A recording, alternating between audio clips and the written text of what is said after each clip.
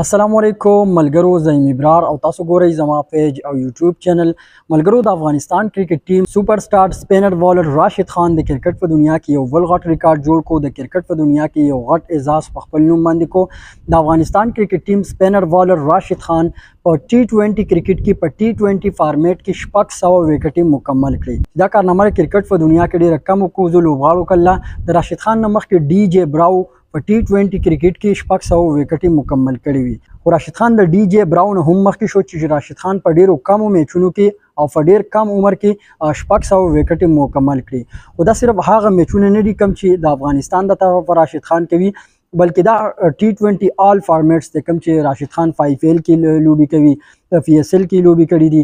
داسې د انټرنیشنل خپل ټیم د طرفه ملي ټیم د طرفه چې کومې لوبي کړي دي او په څومره هم لیګونو کې چې لوبي کړي دي او د خپل ټیم د طرفه چې کومې لوبي کړي دي، نو راشد خان په دې کې اوورال خاص کر په T20 کې په شلو وریزو کې 600 وکټې مکمل کړي چې دا راشد خان یو غټ ریکارډ او یو غټ اعزاز په خپل نوم کړی دی. که په نن سبا وخت کې زه تاسو نه تپوس وکم او تاسو زمانه تپوس وکئ چې په نن سبا وخت کې د ټول نه بهترین سپینر بالر، د ټول نه خطرناک سپینر بالر د کرکټ په دنیا کې څوک دی، نو په دې کې هیڅ شک نشته چې راشد خان په نن سبا وخت کې د کرکټ په دنیا کې یو بهترین سپینر بالر دی، یو جادوګر سپینر په نوم سره یادېږي چې د راشد خان مقابله د کرکټ په دنیا کې چې اوس هم څومره سپینران بالران دي، نو د راشد خان د مقابلې بالر پکې نشته. په دې ټولو نه مخکې او نمبر 1 او تکړه بالر، تکړه سپینر بالر چې کوم دی راشد خان دی. او بل راشد خان د کرکټ په دنیا کې ډیر زیات مینوال هم لري. که زه تاسو نه تپوس وکم چې د افغانستان کرکټ ټیم مشهور لوبغاړی، یو مشهور شخصیت، مشهور پرسن څوک دی، نو په دې کې هیڅ شک نشته راشد خان.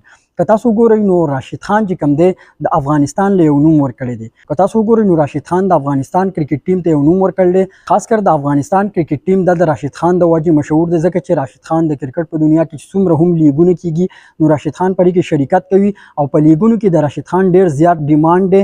د دنیا هر لیګ غواړي چې راشد خان په خپل لوبډلې کې شامل کړي او په خپل لوبډلې کې واخلي. که تاسو ګورئ نو راشد خان په ډیرو لیګونو کې لوبیږي، هم د دنیا چې څومره هم مشهور لیګونه دي، نو په دې کې به راشد خان لازمي شامل وي. IPL شو، PSL شو، کنیډا لیګ شو، د سریلنکا لیګ شو، څومره هم چې اوس دا میکس لیګونه شروع دي، نو په دې کې راشد خان چې کوم دی لوبیږي او راشد خان پکې اغوستی کیږي، ځکه چې راشد خان یو بهترین لوبغاړی دی، محنتي لوبغاړی دی. نو په دغه وجه باندې هر لیګ غواړي چې راشد خان زموږ په لیګ کې پارټیسپیټ وکړي او زموږ په لیګ کې شرکت وکړي. دې نه علاوه که تاسو وګورئ نو راشد خان صرف یو ښه بالر نه دی، بلکې یو ښه بیټسمین هم دی، یعنی یو بهترین آل راونډر دی. که تاسو ګورئ نو راشد خان د افغانستان لپاره په سپین ډپارټمنټ کې هم ډیر زبردست او بهترین پرفارمنسز ورکړي دي. دې نه علاوه راشد خان چې کوم دی د افغانستان لپاره زبردست بیټینګ هم کړی دی، یعنی په بیټینګ او بالینګ دواړو کې چې کوم دی بهترینه کارکردګي پیش کړې ده. نو راشد خان په آل T20 فارمیټس کې 600 وکټې مکمل کړي چې زموږ د طرف نه ورته ډیر مبارک شه. د کرکټ داسې نورو معلوماتو لپاره زموږ سره اوسئ. د پاکستان افغانستان د کرکټ معلومات کتل غواړئ زموږ پیج در سره فالو کړئ. میلاویږو بل ویډیو کې. د الله په امان.